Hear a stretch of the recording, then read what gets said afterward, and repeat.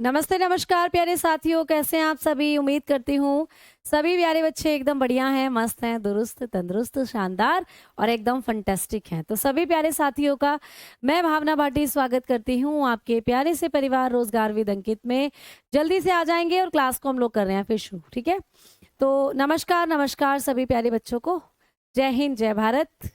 सभी प्यारे साथी एकदम बढ़िया हैं, एकदम मस्त हैं और बहुत अच्छे से आप लोग अपने सिलेबस को कवर करके चल रहे हैं, ऐसी हम उम्मीद करते हैं आप लोगों से।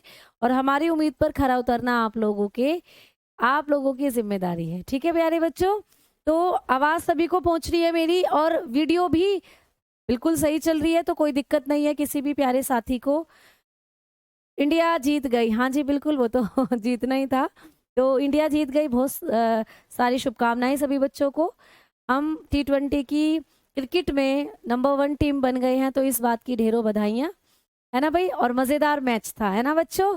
चलो तो आ जाओ, तो भाई अब अपने टॉपिक को शुरू कर देते हैं। टॉपिक हमारा नर्वस सिस्टम है। और मेरी एक बात बड़े ध्यान से सुनेंगे सभी बच्चे। पहले टॉपिक लिख लो, नर्वस सिस्टम।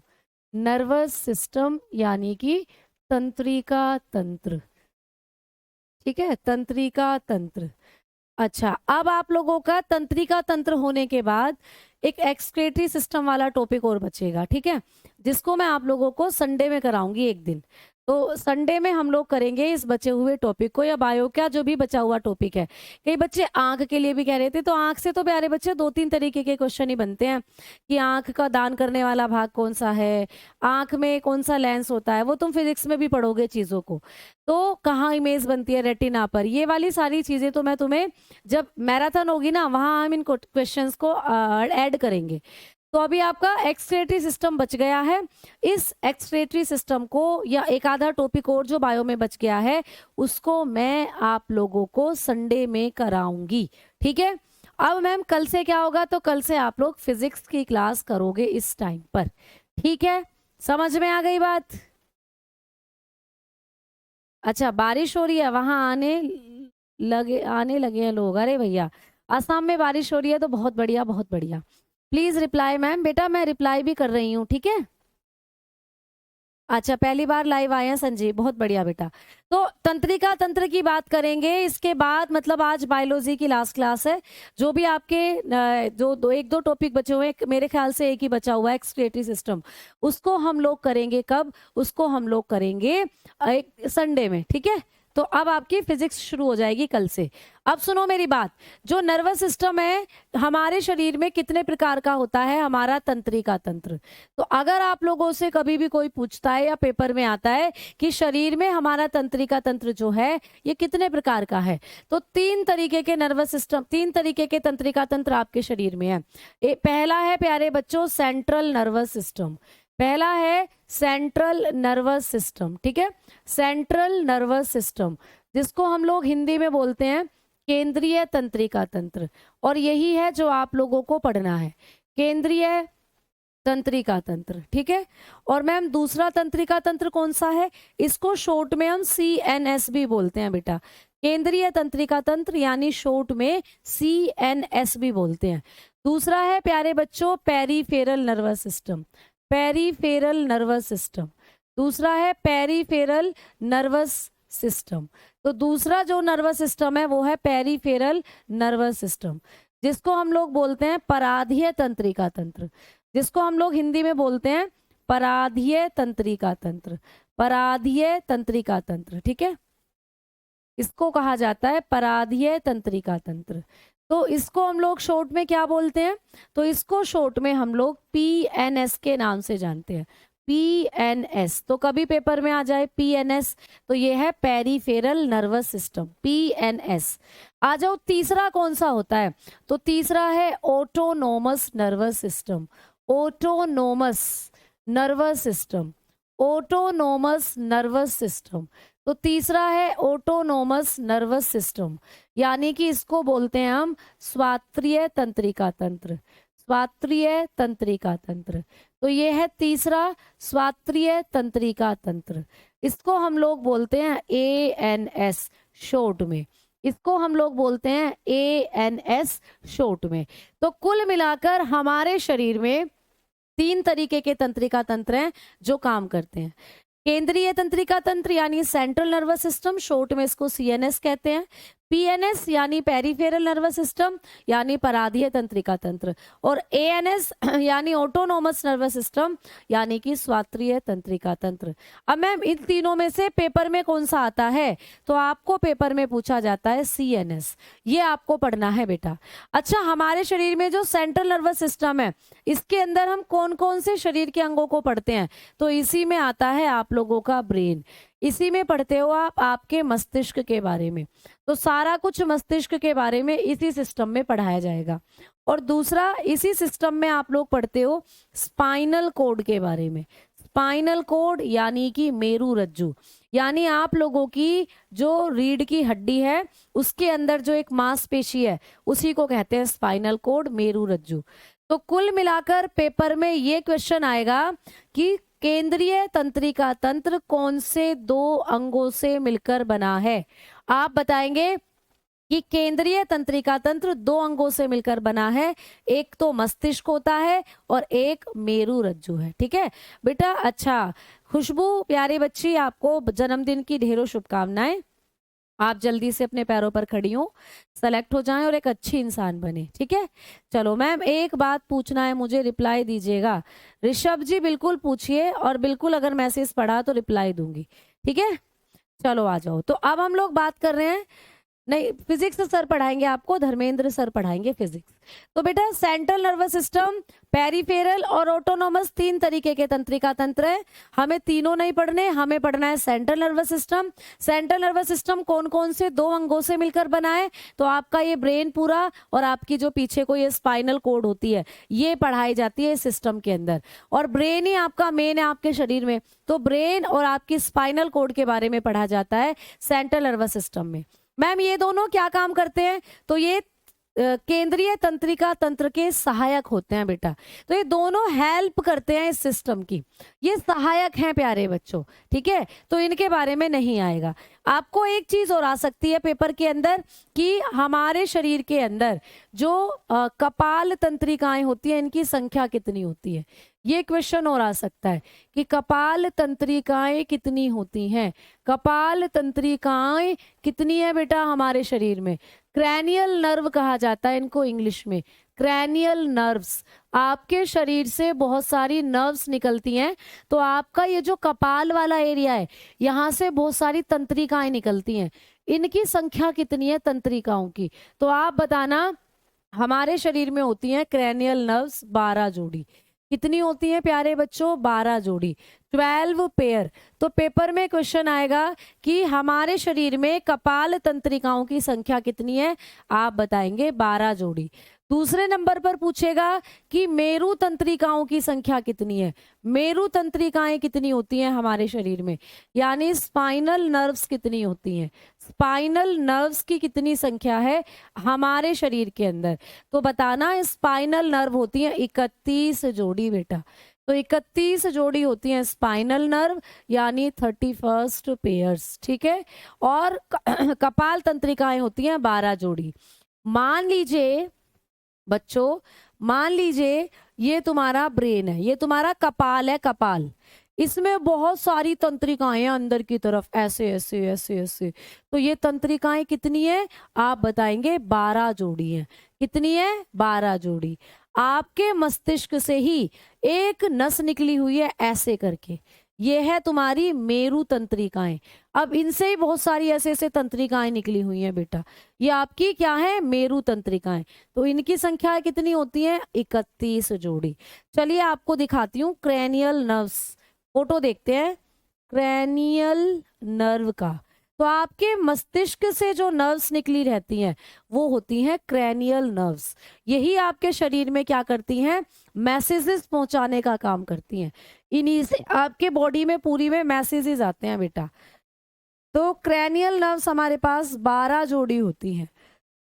कोई इमेज आएगी भाई। तो आपका जो पूरा मस्तिष्क होता है इसमें जो आपकी तंत्रिकाएं निकली हैं वो कितनी होती हैं, 12 जोड़ी होती हैं। ठीक है, समझ में आ गई बात। जैसे कि ये पूरा डायग्राम आपको दिखा रखा है, ये वीडियो नहीं होनी चाहिए। देखो ये पूरा आपका ब्रेन है, तो इसमें ये पूरी 12 जोड़ी क्रैनियल नर्व होती हैं आपकी, बट इनके बारे में आपको पेपर में क्वेश्चन नहीं आएगा। सीधा सीधा ये पूछा जाता है कि मस्तिष्क में कितनी कपाल तंत्रिकाएं हैं, तो आप बताएंगे 12 जोड़ी। आ जाओ बात करते हैं हम लोग किसकी, स्पाइनल नर्व की। तो आपकी जो स्पाइनल नर्व है ये होती है 31 जोड़ी। कितनी होती हैं प्यारे बच्चे, 31 जोड़ी। तो आपको कभी भी पूछेगा कि स्पाइनल नर्व कितनी होती हैं, तो आप बताएंगे 31 जोड़ी। आपकी जो रीढ़ की हड्डी है ना, देखो उससे निकली होती है स्पाइनल नर्व, जैसे कि इस फोटो को देखोगे तुम, ठीक है। तो ये जो फोटो आप लोग देखोगे इसमें आपको दिखेगा, अब ये वीडियो है तो ये वीडियो तो नहीं यहाँ पर प्ले हो सकती, तो आपको दिख रहा है बहुत सारी स्पाइनल नर्व्स निकली हुई हैं, आपकी रीढ़ की हड्डी से निकलती हैं। तो ये स्पाइनल नर्व्स होती हैं आप लोगों की, ठीक है, जैसा मैंने यहाँ पे बताया। तो तंत्रिकाएं क्या काम करती हैं, आपने पढ़ा था, तंत्रिकाएं मैसेज ले जाती हैं एक शरीर के हिस्से से दूसरे हिस्से में। सारा काम इन्हीं का, ये तंत्रिकाओं का। अगर ये डैमेज हो गई ना, तो आपके पूरे शरीर में मैसेज जाने बंद हो जाएंगे। जैसे मैं अगर हाथ को उठा रही हूँ ना, तो ये हाथ को उठाने में भी मेरी तंत्रिकाएं काम कर रही हैं। अगर ये तंत्रिकाएं डैमेज होगी तो मैं अपना हाथ भी नहीं उठा पाऊंगी फिर, ठीक है। चलो आ जाओ, तो अब बात करते हैं कि मैम हमें केंद्रीय तंत्रिका तंत्र पढ़ना है, और केंद्रीय तंत्रिका तंत्र का जो सबसे पहला हिस्सा है वो ब्रेन है। तो हेडिंग डालिए भाई ब्रेन, ठीक है, हेडिंग डालिए ब्रेन। मैंने बोला प्यारे बच्चे, आंख से 2-3 तरीके के क्वेश्चन बनते हैं सिर्फ, वो आप लोग आधे तो फिजिक्स में कर लोगे, आंख में कौन सा लेंस है, फोकस दूरी कितनी होती है, 546 मेगापिक्सल, ऐसे करके आप पढ़ लोगे बहुत सी चीजें। और जो नहीं होगा वो मैराथन में 2-3 तरीके के क्वेश्चन है, वो मैं इंक्लूड करूंगी। तो आंख में कोई प्रॉपर ऐसा आपको पढ़ने वाला कोई ऐसा क्वेश्चन नहीं है कि जो बहुत डीप आएगा, ठीक। आ जाओ आगे बात कर लो अब। तो ब्रेन हेडिंग डालो भाई ब्रेन, मस्तिष्क हेडिंग डालो बेटा मस्तिष्क, और हो सकता है मैं आंख भी आपको संडे में करा दूं। मस्तिष्क हेडिंग डालो। मस्तिष्क का सबसे पहले बात करेंगे कि अध्ययन क्या कहलाता है। जब आप मस्तिष्क का अध्ययन करते हो, जब आप लोग स्टडी करते हो ब्रेन की, तो इसको क्या कहा जाता है, तो मस्तिष्क के अध्ययन को कहा जाता है न्यूरोलॉजी। क्या कहते हैं बेटा, न्यूरोलॉजी होता है मस्तिष्क का अध्ययन, ठीक है। तो न्यूरोलॉजी होता है मस्तिष्क का अध्ययन, मस्तिष्क के अध्ययन को कहा जाता है न्यूरोलॉजी। आगे बात करते हैं कि मैम जो हमारा मस्तिष्क होता है इसका वजन कितना होता है, हमारे मस्तिष्क का वेट कितना होता है, वजन कितना होता है। तो हमारे मस्तिष्क का वजन होता है 1300 से 1400 ग्राम, 1300 से 1400 ग्राम का होता है हमारा जो मस्तिष्क होता है बेटा, ठीक है। मस्तिष्क के अध्ययन को कहते हैं न्यूरोलॉजी, और मस्तिष्क का वजन 1300 से 1400 ग्राम होता है। आगे आपको पूछेगा कि हमारा जो मस्तिष्क है वो चारों तरफ से एक झिल्ली से घिरा रहता है, उस झिल्ली का नाम क्या है।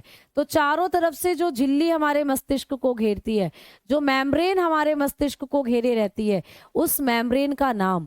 तो एक झिल्ली चारों तरफ से हमारे ब्रेन को घेरे रहती है। मान लो ये तुम्हारा ब्रेन है, ठीक है, ये तुम्हारा ब्रेन है, इसको चारों तरफ से एक झिल्ली ऐसे घेरे रहती है, तो इस झिल्ली का नाम होता है मेनिंजिस मेम्ब्रेन। मेनिंजिस झिल्ली है जो आपके मस्तिष्क को चारों तरफ से घेरे रहती है। तो मस्तिष्क को चारों तरफ से घेरने वाली मेम्ब्रेन का नाम है मेनिंजिस, ठीक है, मेनिंजिस मेम्ब्रेन।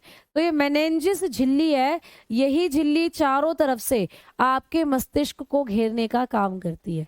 ये भी क्वेश्चन आ सकता है, ठीक है। तो आपके मस्तिष्क को 2 तरीके की सुरक्षा दी हुई है भगवान ने, देखो कैसे दी हुई है। मान लो ये तुम्हारा मस्तिष्क है बेटा, है ना, ये है मस्तिष्क, अखरोट के जैसा होता है, अखरोट के जैसा ये तुम्हारा मस्तिष्क है, जैसे तुम अखरोट छीलते हो ना वैसा। अब एक मस्तिष्क के चारों तरफ झिल्ली होती है, ये रही झिल्ली, ये रही भाई झिल्ली, इसको कहते हैं मेनिंजिस झिल्ली, ये है मेनिंजिस झिल्ली, ठीक है, ये मेनिंजिस है बेटा। और एक और आवरण होता है आपके मस्तिष्क पे बाहर की तरफ, इसको कहते हैं हम स्कल, इसको कहते हैं हम स्कल, यानी कि ये है आपका कपाल। तो भाई कपाल कौन सा है, ये हड्डियां जो आपको फील हो रही हैं, ये टाइट टाइट जो हड्डियां हैं, ये है तुम्हारा कपाल। तो एक तो प्रोटेक्शन ये है, और इसके अंदर एक और झिल्ली है बेटा, इसके अंदर एक और झिल्ली है, उसको कहते हैं मेनिंजिस मेम्ब्रेन। तब जाकर आपका कहीं दिमाग बैठा हुआ है, तो दिमाग दो सुरक्षा कवच में बंद रहता है। पहली है मेनिंजेस झिल्ली और दूसरी है कपाल यानी कि स्कल। ठीक है, तो हमारे ब्रेन के चारों तरफ कौन कौन से आवरण होते हैं ये आपको पूछेगा। तो झिल्ली की बात करते हैं तो मेनिंजेस झिल्ली होती है, और ये जो हड्डियां हैं इनको कहते हैं कपाल। ठीक है, स्कल। समझ में आ गई बात? चलो आओ आगे बात करेंगे अब हम लोग कि मैम जो हमारा ब्रेन होता है इसमें कौन सा तरल भरा हुआ होता है। तो हमारा जो ब्रेन है ना, इसमें एक लिक्विड भरा हुआ होता है बेटा। हमारे ब्रेन में एक तरल भरा हुआ होता है, इस तरल का नाम होता है सेरिब्रल फ्लूइड। Cerebral fluid. तो हमारे ब्रेन के अंदर एक तरल भरा होता है जिसको कहते हैं सेरिब्रल तरल। तो हमारा जो मस्तिष्क है इसमें एक तरल भरा हुआ है, इस तरल को किस नाम से जाना जाता है? सेरिब्रल फ्लूइड के नाम से जानते हैं इसको, सेरिब्रल तरल। तो अब तक हमने बात करी मस्तिष्क के बारे में कि मस्तिष्क का अध्ययन होता है न्यूरोलॉजी।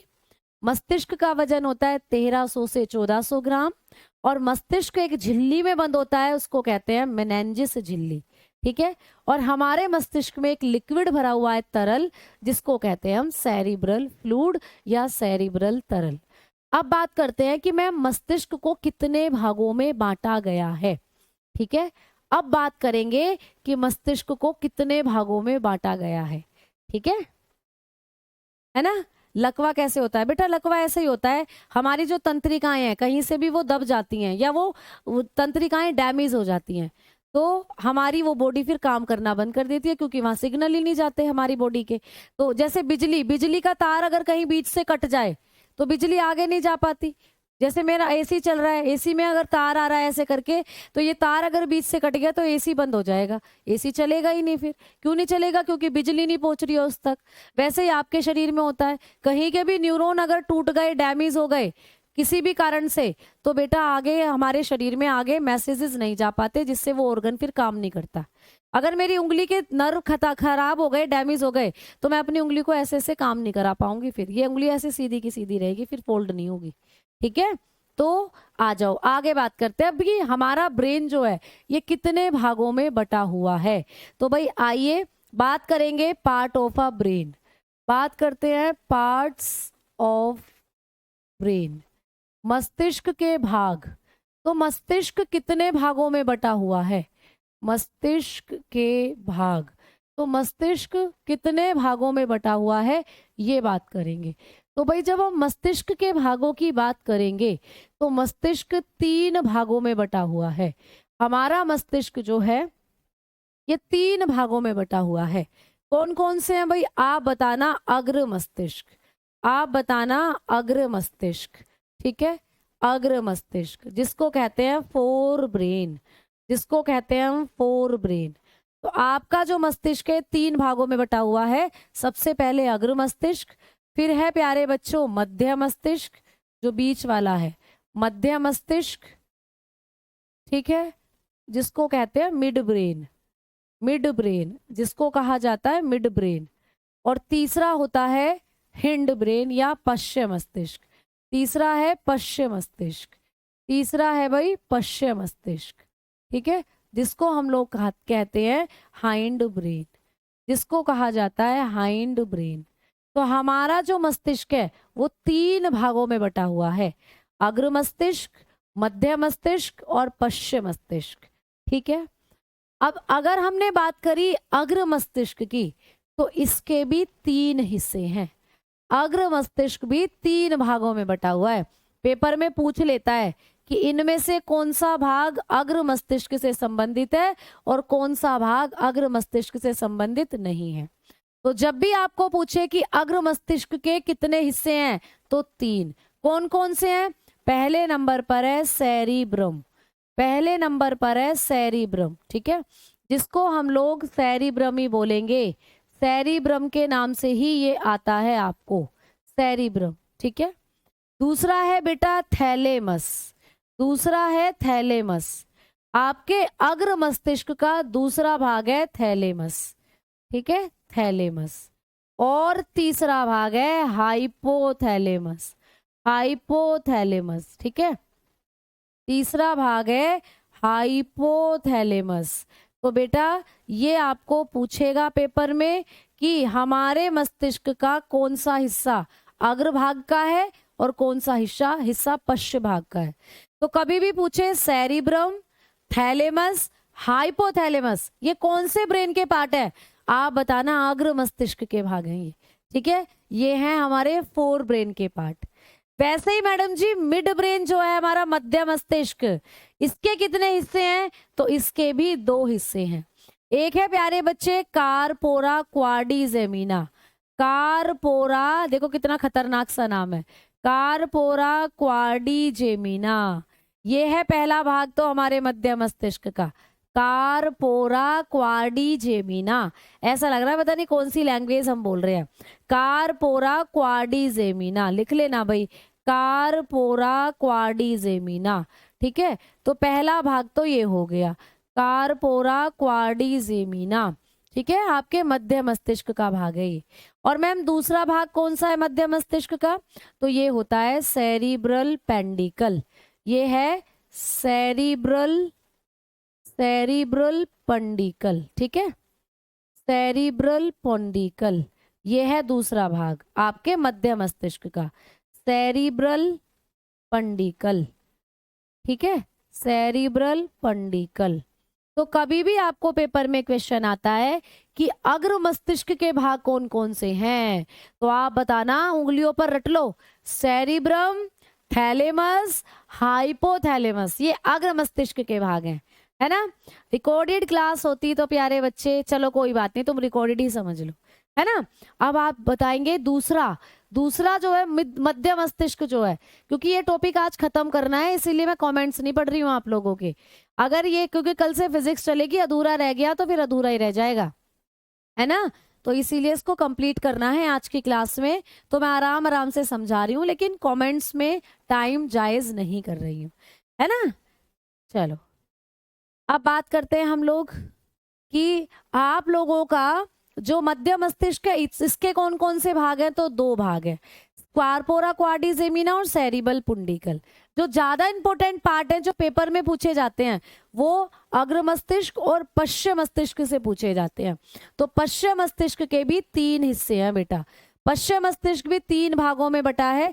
एक है सेरिबेलम, पश्चिम मस्तिष्क का पहला भाग है सेरिबेलम। क्या है बेटा, सेरिबेलम। ठीक है, सेरिबेलम किसका भाग है, आप बताना, पश्चिम मस्तिष्क का। सेरिब्रम किसका पार्ट है, आप बताना, अग्र मस्तिष्क का। ठीक है, आ जाओ आगे बात करते हैं।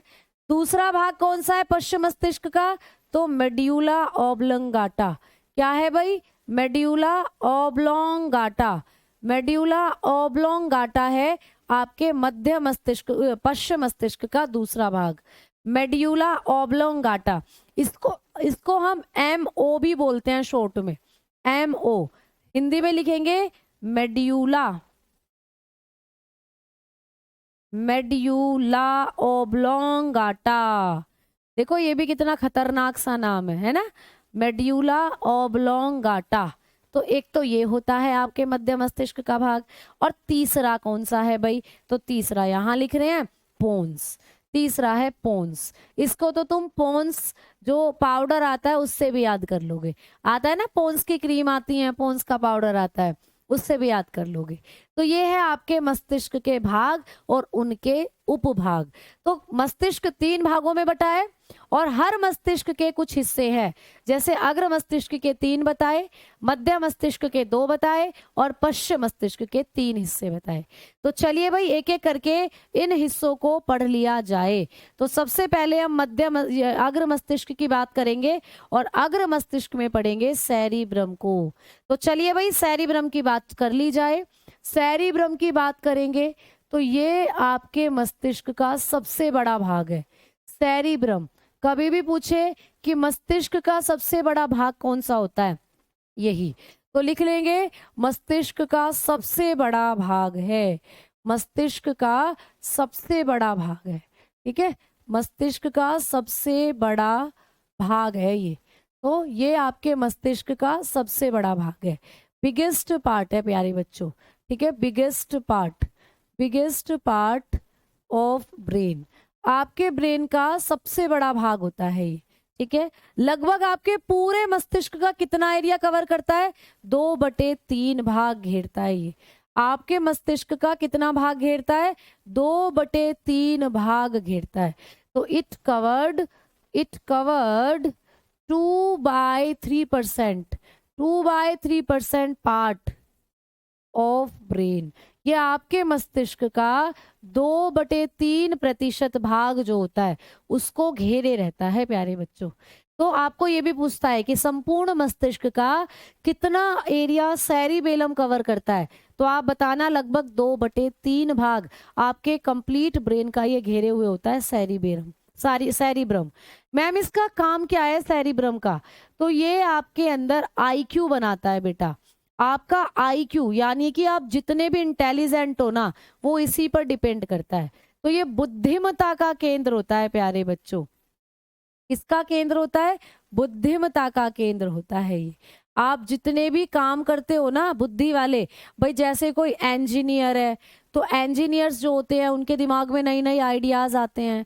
कोई सिलाई कढ़ाई में अच्छा होता है, कोई ड्राइविंग में अच्छा होता है, कोई इंग्लिश स्पीकिंग स्किल में बहुत अच्छा होता है, कोई मैथ्स में अच्छा है, कोई बायो में अच्छा है, कोई रीजनिंग में अच्छा है।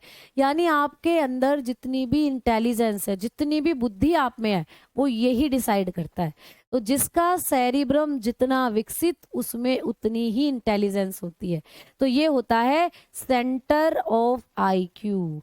सेंटर ऑफ आईक्यू, ये आपकी आईक्यू डिसाइड करता है। इंटेलिजेंस बुद्धिमत्ता का केंद्र होता है ये, ठीक है। समझ में आ गई? पेपर में क्वेश्चन आएगा कि मस्तिष्क का कौन सा भाग है, ठीक है, जो आपकी बुद्धिमत्ता के लिए उत्तरदायी है। या हम जब भी कोई क्रिया करते हैं जैसे पेंटिंग करना, ड्राइविंग करना, है ना, ये सारी क्रियाएं मस्तिष्क के किस भाग से नियंत्रित होती हैं? तो आप बताना सेरिब्रम से। सेरिब्रम बुद्धिमत्ता का केंद्र है। जिसका सेरिब्रम जितना ज्यादा सक्रिय होगा वो व्यक्ति उतना इंटेलिजेंट होगा। और सबसे ज्यादा सेरिब्रम आज तक जो एक्टिव था ना, आइंस्टीन का था। आइंस्टीन सबसे बुद्धिमान व्यक्ति थे इस पूरी सदी के, ठीक है। चलो भाई आ जाओ आगे बात करते हैं। अगले भाग की बात की जाए तो अगला भाग है अग्र मस्तिष्क का थैलेमस। अगला भाग है भाई थैलेमस। तो आपके अग्र मस्तिष्क का दूसरा भाग है थैलेमस। थैलेमस क्या करता है?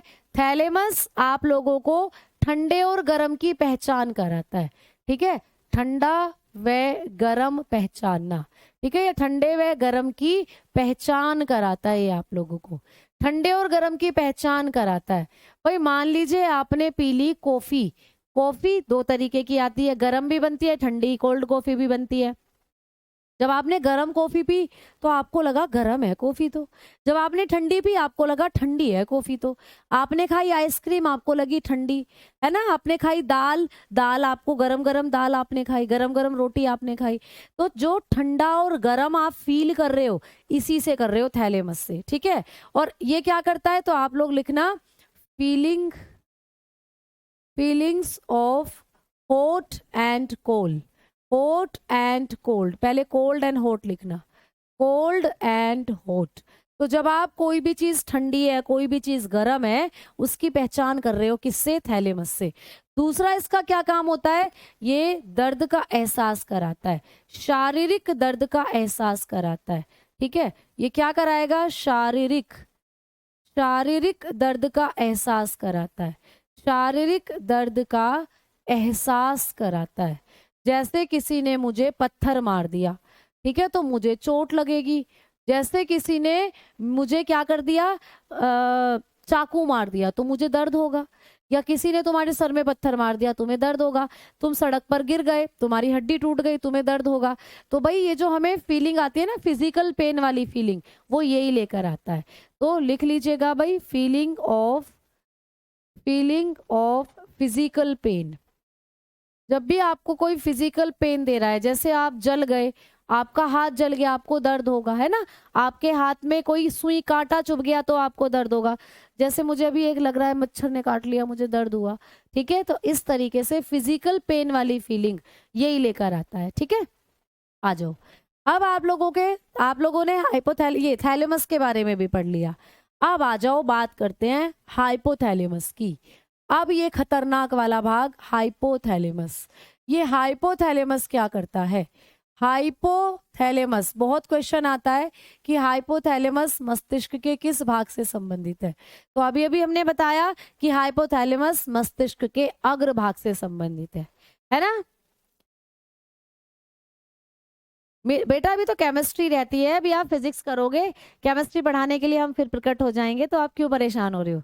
ठीक है, चलो कंबाइंड वर्कशीट डलवा दूंगी, ठीक है, आओ कंबाइंड पीडीएफ डलवा दूंगी, आप परेशान ना हो। अब देखो इधर, अब हाइपोथैलेमस की बात करते हैं। तो हाइपोथैलेमस जो होता है, पहली बात इसको कहते हैं शरीर का, इसको कहा जाता है शरीर का तापमापी। कई बार आपने पढ़ा है, कई बार ये क्वेश्चन देखा भी होगा कि मस्तिष्क के कौन से अंग को शरीर का तापमापी कहते हैं। बेटा इसी को कहते हैं तापमापी, इसी को कहा जाता है थर्मोमीटर। यही है आपके शरीर का thermometer, thermometer of the body. तो इसी को कहते हैं हम लोग थर्मामीटर ऑफ द बॉडी। आपके शरीर का थर्मामीटर है ये, आपके शरीर का टेम्परेचर रेगुलेट करता है ये। भाई आपके शरीर का तापमान कितना रहता है? आप कहोगे कि हमारे शरीर का जो टेम्परेचर है ना वो 37 डिग्री सेल्सियस होता है। अगर मानव के शरीर का टेम्परेचर आपसे कभी पूछे, ह्यूमन बॉडी टेम्परेचर आपको कभी पूछता है, तो ह्यूमन बॉडी टेम्परेचर जो होता है वो हमेशा, चाहे सर्दियां हो चाहे गर्मियां हो, 37 डिग्री सेल्सियस के आसपास ही रहता है। ठीक है, अब ये निश्चित क्यों बना हुआ है? तो इसको कंट्रोल करने का काम यही कर रहा है हाइपोथैलेमस। जिस दिन तुम्हारा हाइपोथैलेमस खराब हो गया, उस दिन तुम्हारी बॉडी का टेम्परेचर या तो बहुत डाउन चला जाएगा या बहुत ज्यादा हाई फीवर, हाई डिग्री का फीवर हो जाएगा। अगर इसी को फ़ारेनहाइट में देखें तो 98.6 डिग्री फ़ारेनहाइट होता है हमारा जो बॉडी का टेम्परेचर है। तो सेल्सियस में पूछे तो 37 डिग्री सेल्सियस, और फ़ारेनहाइट में पूछे तो 98.6 डिग्री फ़ारेनहाइट होता है हमारी बॉडी का टेम्परेचर। जब इससे ज्यादा 99 अगर हो गया ना, या 99 से ऊपर 102, 103, 104 बुखार में आदमी निकल लेता है। तो जब आपकी बॉडी का टेम्परेचर 104 डिग्री हो गया तो आप बहुत ज़्यादा क्रिटिकल कंडीशन में पहुंच जाते हो। तो तब हमारा हाइपोथैलेमस है जो खराब हो जाता है। तभी उसी को कहते हैं कि मस्तिष्क को चढ़ गया बुखार, और बुखार में फिर हम बेहोश, और फिर हमारी मृत्यु भी हो सकती है। तो प्यारे बच्चों, यही आपकी बॉडी का टेम्परेचर रेगुलेट करता है हाइपोथैलेमस। ठीक है, आ जाओ दूसरा पॉइंट क्या है इसके बारे में। प्यारे बच्चों, ये आपके शरीर की एक ऐसी ग्रंथि है जिसको मास्टर्स ऑफ मास्टर ग्लैंड भी कहते हैं, मास्टर्स ऑफ मास्टर ग्लैंड कहते हैं। ठीक है, तो इसको हम लोग किस नाम से जानते हैं? मास्टर्स ऑफ मास्टर ग्रंथि भी कहा जाता है इसको। तो ये भी पूछा जाएगा आपको कि शरीर की कौन सी ग्रंथि है या मस्तिष्क का कौन सा भाग है जिसको हम मास्टर्स ऑफ मास्टर ग्रंथि कहते हैं। तो हाइपोथैलेमस को। तो लिख लीजिएगा also known as masters of, also known as masters of master gland. भाई इसको क्यों कहते हैं मास्टर्स ऑफ मास्टर ग्लैंड? क्योंकि ये हमारे शरीर में जो हमारी पीयूष ग्रंथि है, मैंने बताया था ना कि पीयूष ग्रंथि तो क्या करती है, पीयूष ग्रंथि जो होती है वो सभी ग्रंथियों को नियंत्रित करती है, लेकिन ये एक ऐसा भाग है जो पीयूष ग्रंथि को भी नियंत्रित करता है। तो बताना, पीयूष ग्रंथि को नियंत्रित करता है ये भाग, पीयूष ग्रंथि को नियंत्रित करने वाला भाग है ये। तो एग्जाम में क्वेश्चन आएगा, मस्तिष्क का कौन सा भाग पीयूष ग्रंथि को नियंत्रित करता है? तो बताना हाइपोथैलेमस। आपकी जो पीयूष ग्रंथि थी पिट्यूटरी ग्लैंड, ये कंट्रोल करता है पिट्यूटरी को, ये पिट्यूटरी को ऑर्डर देता है और पिट्यूटरी सबको ऑर्डर देती है फिर। ठीक है, तो कंट्रोल्ड, तो लिख लीजिएगा it control pituitary gland, it controlled pituitary gland. तो हमारी पिट्यूटरी ग्लैंड को ये कंट्रोल करता है। और पिट्यूटरी को किस नाम से जाना जाता था? पिट्यूटरी को कहते हैं मास्टर ग्रंथि, मास्टर ग्लैंड कहते हैं उसको। और प्यारे बच्चों, ये पिट्यूटरी को भी कंट्रोल करता है, तो इसको कहते हैं मास्टर्स ऑफ मास्टर ग्लैंड। जैसे कि भाई अब मैं तुम्हें कमांड दे रही हूँ, प्यारे बच्चों पढ़ाई पर ध्यान दो, शोर मत मचाओ क्लास में, मैं ऐसे कह रही हूँ, आप मेरी बातें मान रहे हो। और मुझे भी कौन कंट्रोल करता है घर में? तो मुझे मेरे मम्मी पापा कंट्रोल करते हैं, जो वो बोलते हैं मैं वो करती हूँ, है ना। तो मेरे मम्मी पापा हो गए हाइपोथैलेमस, मैं हो गई पिट्यूटरी ग्लैंड और तुम हो गए सारे दूसरी ग्रंथियां। तो ऐसे करके चलता है। तो मुझे कमांड दी मेरे मम्मी पापा ने, मैंने कमांड दी तुम्हें, और तुम फिर कर रहे हो सारे बच्चे काम। ठीक है, तो ऐसे चलता है। आ जाओ आगे बात करते हैं बेटा। ये जो हाइपोथैलेमस होता है, ये आपके शरीर के अंदर जो आपकी फिजिकल जो आपका वो होता है मेंटल पेन जो होता है, यानी आपके अंदर जो इतनी भी भावनाएं हैं, भाई जैसे मुझे प्यास लगी है, तो क्या तुम सब मुझे देखकर बता सकते हो कि मुझे प्यास लगी है? या जैसे कि मुझे मन कर रहा है क्या खाने का, मुझे तो समझ नहीं आ रहा क्या खाने का मन कर रहा है, मुझे कुछ भी खाने का मन कर रहा है, मुझे मक्का की रोटी और साग खाने का मन कर रहा है मान लीजिए, है ना। तो तुम्हें पता है कि मुझे मक्का और साग खाने का मन कर रहा है, मक्का की रोटी और साग देखने से थोड़ी ना पता चल रहा है। तो हमारे अंदर कुछ हिडन फीलिंग्स होती हैं, छुपी हुई भावनाएं, जो इसी के कारण आती हैं। आपका कुछ भी खाने को अगर मन करता है, इसी का मन कर रहा है, फिर वो हाइपोथैलेमस का। अगर आपको भूख लगी है, प्यास लगी है ना, तो इसी के कारण लगी हैं सारी चीजें। तो लिख लीजिए, यह किस किस का केंद्र होता है, तो लिखना यह है भूख। पूछा जाता है पेपर में, भूख प्यास, ठीक है, भूख प्यास, घृणा, किसी से आपको नफरत है, घृणा, प्यार, प्यार हो गया किसी से यारो हमें प्यार हो गया, तो कोई तुम्हें अच्छा लगता है ना, तो बातों ही बातों में बता दिया, मतलब किसी को देखकर अट्रैक्शन होता है, अच्छा लगता है कोई, तो हाइपोथैलेमस को अच्छा लग रहा है, फिर वो तुम्हें अच्छा नहीं लग रहा। कई बार हम बोलते हैं कि भाई एक लड़का है या एक लड़की है, वो घूम रहे हैं, मैं किसी को टारगेट नहीं कर रही, मैं तो जस्ट एग्जाम्पल के तौर पे बता रही हूँ। कई बार हम बोलते हैं कि अगर उन दोनों में से कोई भी जैसे कि कोई भी अगर मान लीजिए लड़का है, लड़का थोड़ा सा काला है, तो हम लोग कई बार बोलते हैं अरे ये कितना काला है, और लड़की बहुत गोरी है, तो हम बोलते हैं पता नहीं इसको ये कैसे पसंद आ गया। तो भाई उसकी गलती नहीं है, उसके हाइपोथैलेमस को वो पसंद आया है। तो सारा जो खेल है हाइपोथैलेमस का होता है, ठीक है। यह है भूख प्यास घृणा प्यार। और प्यारे बच्चे आप लोग क्या बताकर चल सकते हो, तो ये ज्यादा पूछे जाते हैं, भूख हो गया प्यास घृणा का केंद्र होता है, ठीक है। तो आप लोग बताएंगे कि जो हमारा हाइपोथैलेमस होता है, इसी से हमें भूख की फीलिंग आती है, इसी से हमें प्यास की फीलिंग आती है, इसी से हमें हेट एंगर गुस्सा भी इसी में आ जाएगा। तो लिख लीजिएगा, it is the centre of, it is the centre of hunger. अगर हमें हंगर सताए, ठीक है, अगर हमें थ्रस्ट सताए, अगर हम किसी को हेट करते हैं, आई हेट यू, ठीक है, और भैया अगर हम किसी को करते हैं प्यार लव, ठीक है, और मैं एंगर भी एंड कर रही हूं, एंगर गुस्सा, अगर आपको एंगर आता है गुस्सा आता है, ठीक है, तो समझो ये सारी फीलिंग आपके अंदर किसके द्वारा आ रही है, हाइपोथैलेमस के द्वारा। तो ये सारी एक्टिविटी हाइपोथैलेमस ही कंट्रोल करता है बेटा, ठीक है, समझ में आ गई ना बात। तो सारा खेल किसका है बेटा, पैसे का नहीं है सारा खेल भैया। कई बड़े बड़े पैसे वालों को भी बहुत नॉर्मल से दिखने वाले लोग पसंद आ जाते हैं, तो ये सारा खेल हाइपोथैलेमस का है, ठीक है। चलो, तो हाइपोथैलेमस के बारे में इतना याद रखना। कई बार तुम बोलते हो मेरा दिल टूट गया, वो मुझे छोड़कर चली गई, चला गया, मेरा दिल टूट गया, तो दिल विल कुछ नहीं टूटता, हाइपोथैलेमस टूटता है, क्योंकि हाइपोथैलेमस को पसंद थी, वो दिल नहीं कुछ कर रहा बेचारा, दिल तो बर्बाद है, हाइपोथैलेमस टूटता है, ठीक है। तो अब आप लोग गाना गाएंगे ना कि तुमने देखा है, दिल टुनुनु दीवाना टुडुडु दीवाना है ये दिल, तो अब गाना गाना, हाइपोथैलेमस टुडुडु हाइपोथैलेमस टुडुडु हाइपोथैलेमस दीवाना हाइपोथैलेमस। तो भाई हाइपोथैलेमस करता है सारा काम, दिल विल कुछ नहीं करता, ठीक है। चलो आ जाओ, अब हम आगे बात करेंगे, अगली बात पर आ जाओ। तो आपने जो आपका अग्र मस्तिष्क था, इसके तीनों भागों को पढ़ डाला।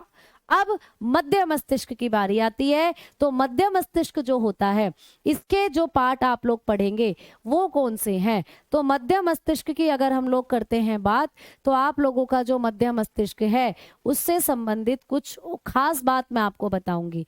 तो मध्य मस्तिष्क की बात अब हम लोग करते हैं मिड ब्रेन। तो मिड ब्रेन जो है बेटा, मिड ब्रेन का जो पहला भाग है, मध्य मस्तिष्क का जो पहला भाग है, वो है कार्पोरा क्वाड्रिजेमिना, ठीक है। तो मध्य मस्तिष्क का पहला भाग corpora quadrigemina, corpora quadrigemina, corpora quadrigemina. ये क्या करता है? तो कार्पोरा क्वाड्रिजेमिना जो होता है, ये क्वाड्रिजेमिना, ये और प्यारे बच्चे जो मैंने लिखवाया था सेरिब्रल पेंडिकल, दूसरा पार्ट कौन सा था? सेरिब्रल पेंडिकल। ये दोनों मिलकर आप लोगों के शरीर, आप लोगों की जो एक्टिविटी है, सेरिब्रल पेंडिकल, ये दोनों मिलकर क्या करते हैं? ये दोनों के दोनों मिलकर आपके मस्तिष्क को सुनने और देखने की कैपेसिटी देते हैं। ठीक है, तो भाई क्या है? देखना और सुनना इन दोनों के कंट्रोल में होता है, देखना व सुनना। जैसे अभी आप सब क्या कर रहे हो? अभी मैंने गाना गाया था तो कुछ बच्चे बड़े गौर से सुन रहे होंगे और कुछ बच्चे मुझे देख रहे होंगे कि मैडम आज कर क्या रही हैं, ये तो बायोलॉजी पढ़ाने आती है, गाना गाने लग गई।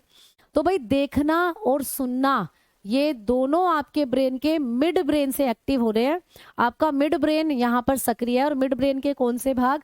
क्वाड्रिजेमिना और सेरिब्रल पेंडिकल।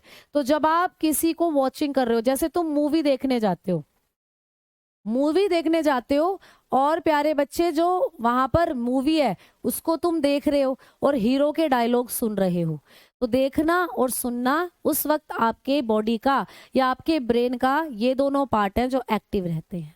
ठीक भाई? हाँ जी पंकज जी, प्यारे बच्चे, हाँ जी हाँ जी हाँ जी, ठीक है, चलो आ जाओ। अब हम आगे बात करते हैं। तो कार्पोरा क्वाड्रिजेमिना सेरिब्रल पेंडिकल के इतने भाग हैं जो याद करने हैं। अब चलते हैं आपके पश्चिम मस्तिष्क के पास। तो भाई जो हमारा पश्चिम मस्तिष्क होता है इसके बारे में हमें क्या पढ़ना है? तो हमारा जो पश्चिम मस्तिष्क है, हमारा जो हाइंड ब्रेन है, इसके भी 3 भाग हैं। तो आपके पश्चिम मस्तिष्क के 3 भाग हैं। सबसे पहला भाग है सेरिबेलम, सेरिबेलम। देखो कई बार ना बच्चे कंफ्यूज होते हैं सेरिबेलम और सेरिब्रम को लेकर, तो इन दोनों में देखो कंफ्यूज नहीं होना। आज मैं आपको बताती हूँ कैसे याद करोगे। देखो ये है सेरिबेलम, देखो इसके नाम में आ रहा है एल, एल, L4 होता है लास्ट, एल का मतलब लास्ट। तो भैया लास्ट ब्रेन कौन सा है? आप कहोगे मैम पश्चिम मस्तिष्क, सबसे अंतिम वाला भाग है हमारे ब्रेन का। तो आपका जो सबसे पीछे वाला ब्रेन है उसी का भाग है सेरिबेलम। और सेरिब्रम, देखो सेरिब्रम के अंदर एल नहीं आ रहा, सेरिब्रम जो होता है, सेरिब्रम जो है इसके अंदर एल नहीं आ रहा, सेरिब्रम के अंदर एल कहीं भी नहीं आ रहा। तो एल है ही नहीं, एल का मतलब लास्ट है, तो ये लास्ट ब्रेन का पार्ट है ही नहीं, ये तो पहले मस्तिष्क का भाग है। तो स्पेलिंग देखकर आप लोग पहचान करना कि कौन सा पश्चिम मस्तिष्क का भाग है और कौन सा अग्र मस्तिष्क का। तो दोनों नाम देखकर कंफ्यूज हो जाते हैं बच्चे। तो ये है सेरिबेलम, इसमें आ रहा है एल, L4 लास्ट, तो ये लास्ट ब्रेन का पार्ट है। इसको किस नाम से जाना जाता है भाई सेरिबेलम को? तो सेरिबेलम को कहते हैं लिटिल ब्रेन, इसको कहा जाता है लिटिल ब्रेन। ये है बेटा little brain, twinkle twinkle little star, तो इसको कहा जाता है छोटा दिमाग।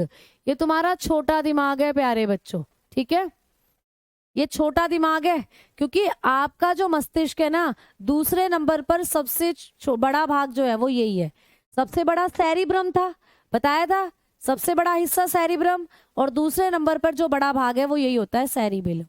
तो इसको कहते हैं लिटिल ब्रेन, छोटा दिमाग, ठीक है। इसी को हम लोग ट्री ऑफ लाइफ भी कहते हैं, ट्री ऑफ लाइफ, जीवन का वृक्ष है बेटा ये, ट्री ऑफ लाइफ, जीवन का वृक्ष कहते हैं इसको, जीवन का वृक्ष है ये, ठीक है। इसको जीवन का वृक्ष भी कहते हैं। क्यों कहते हैं बेटा इसको जीवन का वृक्ष? क्योंकि जैसे एक पेड़, तुमने देखा एक पेड़ ऐसे खड़ा रहता है, उस पर बहुत सारी शाखाएं लगी हुई होती हैं, बहुत सारे पत्ते, बहुत सारे फल, लेकिन फिर भी वो पेड़ ऐसे खड़ा रहता है बेचारा, सारे भार को संभाल कर। वैसे ही आपकी बॉडी जो है, ये पूरी बॉडी को संतुलित करने का काम यही कर रहा है सेरिबेलम। जब आप चलते हो ऐसे, तो भाई आपके अगर पैर बांध दे कोई, या जब आप चल रहे हो आपको पैर में पैर अटका दे, तो तुम गिरते हो धड़ाम से, तो तुम्हारा बैलेंस खराब हो जाता है, इसलिए गिरते हो। तो बेटा ये आपकी बॉडी का संतुलन बनाता है, जिससे आप सीधे खड़े होकर चल पाते हो या अपनी पूरी बॉडी को कोऑर्डिनेट कर पाते हो। तो इसका काम क्या होता है बेटा? ये जो सेरिब्रम होता है इसका काम है शरीर संतुलन बनाना। ये शरीर का संतुलन बनाता है। पेपर में आता है कि मस्तिष्क का कौन सा भाग शरीर का संतुलन बनाता है, आप बताओगे सेरिबेलम बनाता है। तो ये शरीर का संतुलन बनाता है, बैलेंस लिख लीजिएगा, बॉडी बैलेंस बनाने का काम करता है, बॉडी बैलेंस, ठीक है, बॉडी बैलेंस बनाता है, हमारे शरीर का संतुलन बनाता है। और एक और इसके बारे में क्या लिखोगे बेटा, जब हम शराब पीते हैं तो यही वाला भाग है जो ओवर कंट्रोल हो जाता है, तो शराब के सेवन से, शराब के सेवन द्वारा प्रभावित होता है, ठीक है।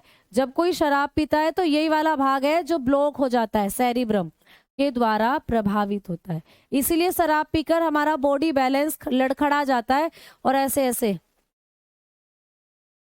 ऐसे ऐसे हम घूमते फिरते हैं फिर पीकर, तो बॉडी का बैलेंस खराब, ठीक है, शराब के सेवन द्वारा प्रभावित होता है ये हमारे मस्तिष्क का भाग।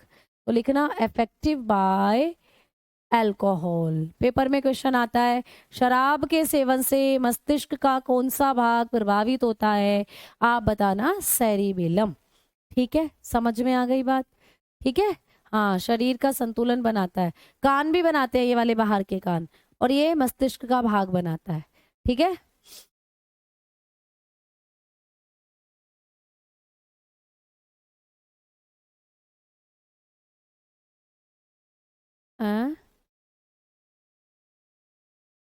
MBBS कर रहे हैं,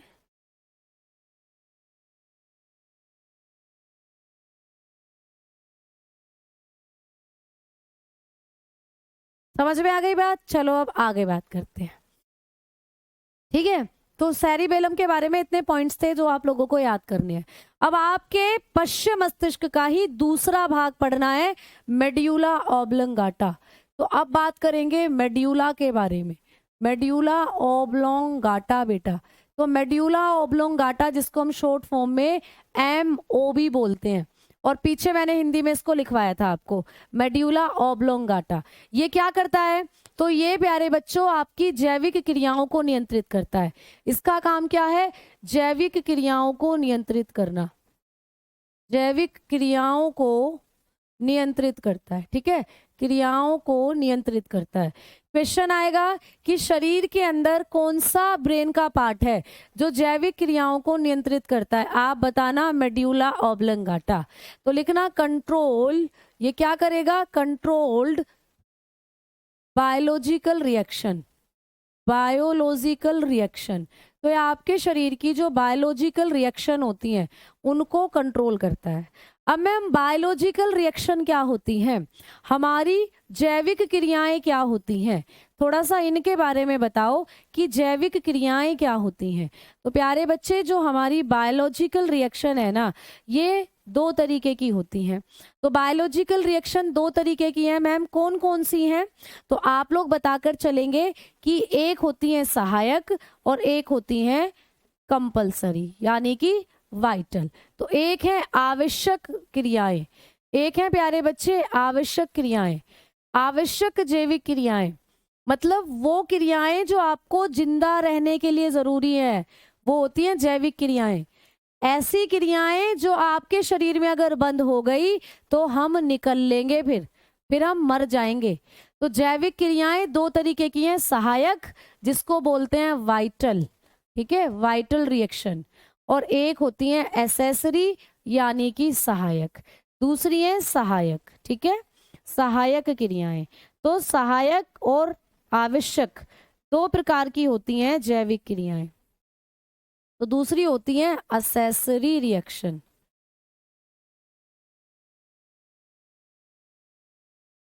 दूसरी है असेसरी रिएक्शन, ठीक है। तो भाई प्यारे बच्चों आपको पूछ ले कि आवश्यक क्रियाओं में कौन कौन आते हैं, तो आपके शरीर के सभी तंत्र आते हैं बेटा, सभी तंत्र, ठीक है, आपके शरीर के ऑल सिस्टम। जैसे कि आपने पढ़ा है आपका अगर पाचन तंत्र खराब हो गया तो भाई हम मर जाएंगे, तो पाचन तंत्र को कंट्रोल कर रहा है यही मेड्यूला ऑब्लंगाटा। आपका श्वसन तंत्र खराब हो गया, आपके फेफड़े खराब हो गए तो हम मर जाएंगे। हमारी किडनी उत्सर्जन तंत्र खराब हो गया तो हम मर जाएंगे। हमारे रिप्रोडक्टिव सिस्टम ने काम करना बंद करा तो हम मर जाएंगे। भाई हमारे शरीर में बहुत सारे सिस्टम है, उन सबको कंट्रोल करता है यही मेड्यूला ऑब्लंगाटा। ठीक है, तो हमारी जितने भी बॉडी में सिस्टम है उन सबको यही कंट्रोल कर रहा है। तो सारे के सारे सिस्टम आपके शरीर के यही कंट्रोल कर रहा है और ये आवश्यक सिस्टम है आपके शरीर के। ठीक है मैम, सहायक क्रियाएं कौन कौन सी हैं? तो सहायक क्रियाओं में आप लोग बताएंगे छींकना। अगर तुम्हें छींक नहीं आई तो तुम निकल लोगे क्या भैया? नहीं। तो स्नीजिंग क्या है? सहायक क्रिया है, स्नीजिंग आती है ना। उल्टी आना, अगर किसी को उल्टी आई और नहीं आई तो मर जाएगा क्या? नहीं भाई। वॉमिटिंग को भी यही कंट्रोल करता है। इसीलिए कई बार जब हम ट्रैवलिंग करते हैं हमें पेट्रोल की स्मेल चढ़ जाती है, तो यही है वो पेट्रोल की स्मेल से जो ब्लॉक हो जाता है, जिससे सर में दर्द होता है, उल्टी आती है। ठीक है, आपको पूछ ले डकार ना, डकार मारते हो ना, डकार आना। ठीक है, डकार लेना। बर्पिंग करते हैं हम लोग, जब हम खाना खा लेते हैं भरपेट तो हमें डकार आती है। तो ये डकार जो हम लेते हैं इसको कौन कंट्रोल कर रहा है? Medulla oblongata. आपको आगे पूछ ले कि जब हम लोग उबासी लेते हैं, जब हमें नींद आती है तो मुंह फाड़ते हैं, उबासी लेते हैं, योइंग करते हैं, तो ये योइंग भी किसके द्वारा कंट्रोल हो रही है? मेड्यूला ऑब्लंगाटा के द्वारा। ठीक है, जब हम लोग क्या करते हैं बेटा, जब हम लोग क्या करेंगे, एक तरीके से उबासी हो गई, उल्टी हो गई, डकार हो गई और पलकों को झपकना। ठीक है, तो ये भी इसी के अंदर आता है, पलकों को झपकना। ठीक है, ब्लिंकिंग ऑफ आईज, जब आप लोग ब्लिंकिंग ऑफ आईज कर रहे हो तो ये भी यही कंट्रोल कर रहा है, मेड्यूला ऑब्लंगाटा। ठीक है, ब्लिंकिंग ऑफ आईज। तो ये सारी एक्टिविटीज आपको पेपर में पूछी जाएगी कि मस्तिष्क का कौन सा भाग है जो इन सब सारी क्रियाओं को कंट्रोल कर रहा है। छींकना, खांसना भी बता सकते हो, उल्टी आना, उबासी आना, डकार आना, प्यारे बच्चे हिचकी आना। ठीक है, हिचकी लेते हैं ना हम लोग हिचकी, हिचकी तो पूछी भी गई है। हिकअप्स जो हम लोग लेते हैं, तो हिकअप्स जो हम लोगों को आती हैं वो भी इन्हीं के द्वारा आती हैं। हिचकी भी यही कंट्रोल करता है बेटा। ठीक है मैम, प्लीज बता दीजिए कि बायो एसएससी के अलावा किस किस में काम आ जाएगी? बेटा जहां भी बायो का वेटेज, जहां भी आपको साइंस का वेटेज 5 या 4 नंबर के आसपास हो, हर उस एग्जाम के लिए कर सकते हो आप लोग। ठीक है, हिचकी आना किसका काम है? हिचकी आना किसका काम है? हिचकी तो किसी को भी आ सकती है, हमें भी आती है। ठीक है, समझ में आ गई बात? तो ये है सारे आपके मेड्यूला ऑब्लंगाटा जो कंट्रोल करता है। ठीक, अब आओ, अब हम आगे बात करते हैं। अब एक और आपके मस्तिष्क का पार्ट बच गया है, पोन्स। तो भाई पोन्स के बारे में अगर हमने बात करी है तो पश्च मस्तिष्क का एक और भाग है पोन्स। ये क्या करता है? ये एक अकेला भाग जो हमारे श्वसन तंत्र को नियंत्रित करेगा, श्वसन तंत्र को नियंत्रित करना। ठीक है, श्वसन तंत्र को नियंत्रित करना, इसका काम क्या होता है? श्वसन तंत्र को नियंत्रित करना। तो ये करता है श्वसन तंत्र को नियंत्रित। ठीक है, क्लियर? तो कंट्रोल रेस्पिरेटरी सिस्टम, ये आपके रेस्पिरेटरी सिस्टम को कंट्रोल करता है।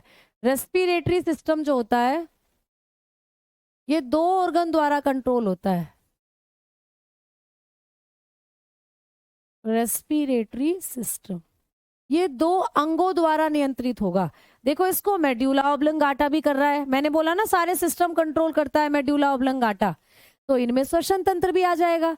तो मेड्यूला ऑब्लंगाटा भी कंट्रोल करता है आपके श्वसन तंत्र को, और प्यारे बच्चे पोन्स भी करता है। अगर दोनों ऑप्शन दे दे कि इनमें से कौन हमारे श्वसन तंत्र को नियंत्रित करता है, तो फर्स्ट प्रायोरिटी देनी है मेड्यूला ऑब्लंगाटा को। जो आप दोनों, पोन्स भी आ जाए ऑप्शन में और मेड्यूला भी आ जाए, तो मेड्यूला ही बताकर आना है आप लोगों को पेपर के अंदर। ठीक है, समझ में आ गई बात? चलो ठीक है, चलो भाई, धन्यवाद भाई, धन्यवाद।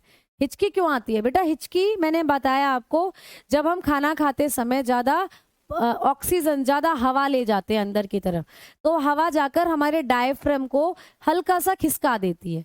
उसी से आपको हिचकी आती है। जब तक वो वापस अपनी जगह पर नहीं आता डायफ्राम, तब तक हम ऐसे करते रहते हैं, ठीक है। तो पेट में हवा ज्यादा हो जाने पर हमें हिचकी आती है, ठीक है भाई, क्लियर। चलो भैया, मैं हॉस्पिटल से लाइव क्यों होंगी ये बताओ। आओ अब आगे बात करते हैं हम लोग। अब चलते हैं आप लोगों की स्पाइनल कोड के बारे में, और थोड़ी सी चीजें मैं आपको बता देती हूँ। मेरू रज्जु, स्पाइनल कोड। भाई आपकी जो स्पाइनल कोड होती है, मेरू रज्जु जो होती है, ये क्या काम करती है। तो ब्रेन तो हमने पढ़ लिया, अब बात करेंगे मेरू रज्जु की। स्पाइनल कोड ये क्या करती है, प्रतिवर्ती क्रियाओं को नियंत्रित करती है। तो लिख लेना, प्रतिवर्ती क्रियाओं को नियंत्रित करती है, प्रतिवर्ती क्रियाओं को नियंत्रित करती है। अब ये प्रतिवर्ती क्रियाएं क्या होती हैं, सीधा क्वेश्चन आता है पेपर में कि हमारी शरीर का कौन सा भाग प्रतिवर्ती क्रियाओं को नियंत्रित करता है। तो आप बताएंगे कंट्रोल्ड रिफ्लेक्स रिएक्शन। ये क्या करती है, controlled reflex reaction. Ma'am reflex reaction क्या होती हैं, प्रतिवर्ती क्रियाएं क्या होती हैं। तो बेटा अचानक से होने वाली क्रियाएं जो हैं उनको कहते हैं प्रतिवर्ती क्रियाएं। जैसे आपका अगर मान लीजिए आपको खाना बनाना है, आज आप किचन में गए, किचन में जैसे गैस पे एक बर्तन रखा हुआ है, आपको देख के तो पता नहीं चल रहा कि ये बर्तन गर्म है, लेकिन आपने उस बर्तन को उठा लिया, उठाया जैसे ही पता चला ये तो बहुत गर्म है, आपने एकदम से उस बर्तन को छोड़ दिया। तो एकदम गर्म चीज को पकड़कर एकदम से छोड़ देना, ठीक है। एक बैग है, उस बैग में बहुत सारी चीजें भरी हुई हैं, उस बैग में आप 50 रुपए का नोट ढूंढ रहे हो, आपका 50 रुपए का नोट खो गया, तुमने उस बैग में हाथ दिया और ऐसे ऐसे ढूंढ रहे हो कुछ, उसमें एक सुई भी रखी हुई थी, वो सुई तुम्हारे हाथ में चुभ गई, एकदम से ऐसे हाथ निकालोगे, तो भाई वो भी तुम्हारी रिफ्लेक्स रिएक्शन है ना। अब तुम बैठे हुए हो, मैंने तुम्हारा नाम लिया, मैंने नाम लिया आकाश, आकाश ने मेरी तरफ देखा और मैंने ऐसे आकाश की डराया, तो आकाश को लगेगा मेरे ऊपर कुछ फेंक रही है, तो सबसे पहले आकाश अपनी आंखों को मीचेगा। तो ये रिफ्लेक्स रिएक्शन है कि जब भी हमारी तरफ कोई चीज आती है सबसे पहले हमारी आंखें बंद होती हैं, कि अपनी आंखों को प्रोटेक्ट करते हैं कि आंखों में ना लग जाए। ये होती है रिफ्लेक्स रिएक्शन। आप कहीं जा रहे हो, आपके पैर में कांटा चुभ गया, तो एकदम से बोलोगे आई ऐसे करके, तो ये रिफ्लेक्स रिएक्शन है। तो बहुत तेजी के साथ जो प्रतिक्रियाएं होती हैं इनको हमारी मेरू रज्जु कंट्रोल करती है। तो रिफ्लेक्स रिएक्शन में आता है कांटा लगने पर हाथ खींचना, गर्म बर्तन को उठाकर एकदम छोड़ देना, है ना, ये सब आती है रिफ्लेक्स रिएक्शन में। क्लियर, समझ में आ गई। ओवर नहीं हुआ भैया अभी टाइम, अभी तो 1 मिनट बची हुई है, बल्कि 2 मिनट बची हुई है, टाइम ओवर नहीं हुआ। तो ये समझ में आ गया आप लोगों को, है ना। तो ये सारी चीजें थी जो आप लोगों को पढ़नी थी प्यारे बच्चों। अब तंत्रिका यानी कि एक न्यूरॉन के बारे में भी आपको पूछ लेता है। हमारे शरीर में जो बहुत सारी तंत्रिकाएं होती हैं वो ऐसी सी दिखती हैं आपको, ऐसा डायग्राम होता है एक न्यूरॉन का, ये एक न्यूरॉन का डायग्राम है। अब इसमें ये जो आपको उंगली के जैसी संरचनाएं दिख रही हैं इनको कहते हैं डेंड्रॉइट। क्या कहते हैं इनको, डेंड्रॉइट कहते हैं, डेंड्रॉइट। तो पूछ लेगा डेंड्रॉइट किससे संबंधित संरचना है, तो प्यारे बच्चों ये एक तंत्रिका का डायग्राम है। ये एक न्यूरॉन है आपके शरीर में, ऐसे बहुत से न्यूरॉन आपके शरीर में फैले हुए हैं, यही मैसेज ले जाते हैं। तो संदेश कहाँ पर आएगा, तो ये संदेश ग्रहण करते हैं जो न्यूरॉन होते हैं, संदेश ग्रहण करना। तो एक तंत्रिका के किस भाग का काम है, संदेश ग्रहण करना, आप बताओगे न्यूरॉन का। तो ये करता है रिसीव्ड मैसेजेस, ठीक है, यहीं पर मैसेज रिसीव होते हैं। फिर ये जो बीच वाला भाग है इसको कहते हैं एक्सोन, ठीक है, एक्सोन, इसको कहते हैं एक्सोन। और यहाँ पर ये जो दूसरा लास्ट वाला भाग है ये है एक्सोन टर्मिनल, एक्सोन टर्मिनल, ये है एक्सोन टर्मिनल। यहीं से दूसरा, इन्हीं से कोई दूसरा न्यूरॉन आकर जुड़ता है। तो तुम्हें मैं दिखाती हूँ एक बात, आप लोगों को और बता देती हूँ कि ये जो एक्सोन वाला भाग है इसी से ऐसे करके भाई दूसरा न्यूरॉन आकर जुड़ता है, ऐसे भाई दूसरा न्यूरॉन आकर जुड़ गया यहाँ। तो एक न्यूरॉन और दूसरे न्यूरॉन के बीच में ये जो जगह बनी इसको कहते हैं सिनेप्सिस। क्या कहते हैं बेटा, इसको कहते हैं सिनेप्सिस। तो सिनेप्सिस क्या होता है, तो सिनेप्सिस एक न्यूरॉन से दूसरे न्यूरॉन को जोड़ने वाली संरचना। एक न्यूरॉन जब दूसरे न्यूरॉन से जुड़ रहा है तो जो जगह बन रही है या जो जोड़ने वाली संरचना है, इसी को कहते हैं सिनेप्सिस। तो सिनेप्सिस क्या करता है? एक तंत्रिका को दूसरी तंत्रिका से जोड़ता है। एक तंत्रिका दूसरी तंत्रिका से जब जुड़ती है तो उसको जोड़ने का काम करता है सिनेप्सिस। ठीक है, एक तंत्रिका को दूसरी तंत्रिका से जोड़ने का काम सिनेप्सिस। अब लास्ट बार बस मैं तुम्हें न्यूरॉन का डायग्राम और दिखा देती हूँ। ठीक है,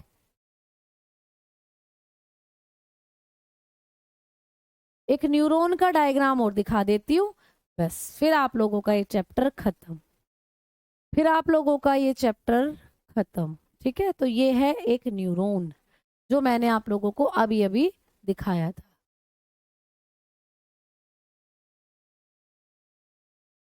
ये है आप लोगों का एक न्यूरॉन का डायग्राम। देखो, तो ये है न्यूरॉन जो मैंने अभी बताया। ये है डेंड्राइट और ये है बीच में एक्सोन वाला पार्ट और ये एक्सोन टर्मिनल है। यहीं से दूसरा जो न्यूरॉन होता है वो आकर जुड़ता है। ठीक है, तो भाई अब आप लोगों की फिजिक्स शुरू होगी कल से। ठीक है प्यारे बच्चों, तो धन्यवाद, नमस्कार, राधे राधे, जय हिंद, जय भारत।